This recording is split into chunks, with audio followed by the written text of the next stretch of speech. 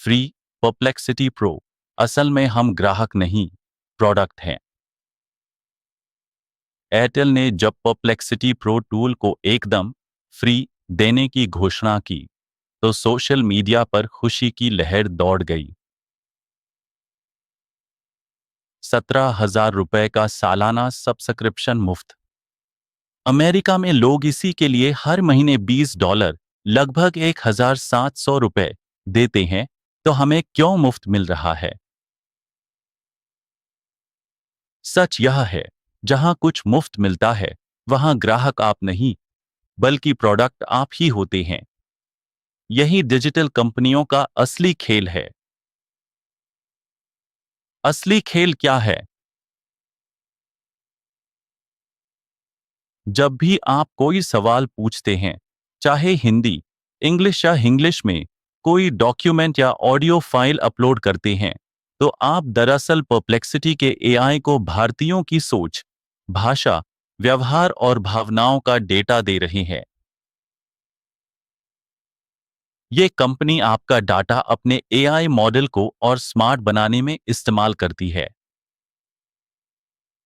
यह कोई दान नहीं है, यह डेटा इकट्ठा करने की तकनीक है।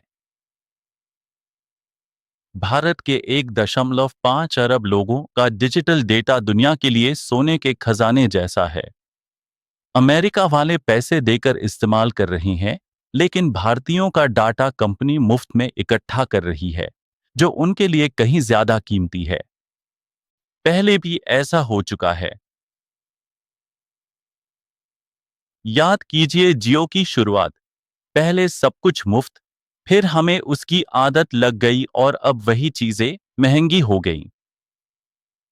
ऐसे ही सोशल मीडिया, व्हाट्सएप, फेसबुक पहले मुफ्त, फिर आपकी डाटा का इस्तेमाल कंपनियों के मुनाफे के लिए। जब 1 अरब लोग किसी फ्री डिजिटल चीज के आदी हो जाएं, तो फिर कब पैसे वसूले जाएंगे कोई नहीं जानता। असल खतरा क्या है? आपकी हर क्वेरी, हर इंग्लिश ऑडियो, इनके एआई मॉडल को भारत के हिसाब से तैयार कर रही है और कल को यही टेक्नोलॉजी आपको या सरकार को महंगे दामों पर बेची जाएगी।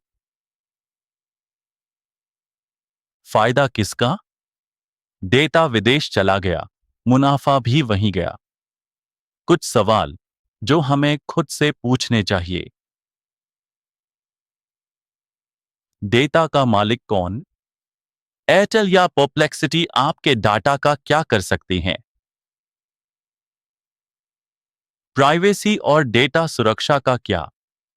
कोई भारतीय कानून या निगरानी है या हम फिर किसी डिजिटल एक्सपेरिमेंट का हिस्सा हैं? मुफ्त दौर के बाद क्या होगा? एक बार हम सभी इसकी आदत डाल लेंगे, तो फिर कीमत कौन तय करेगा? अंतिम बात, मुफ्त का जाल।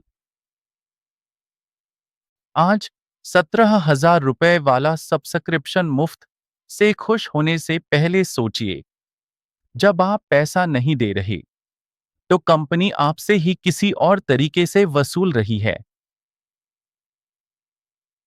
अपनी भाषा, अपनी आदतें, अपना कल्चर कहीं किसी और की कमाई का जरिया न बन जाए। अगली बार किसी डिजिटल चीज के मुफ्त होने पर सावधान रहें।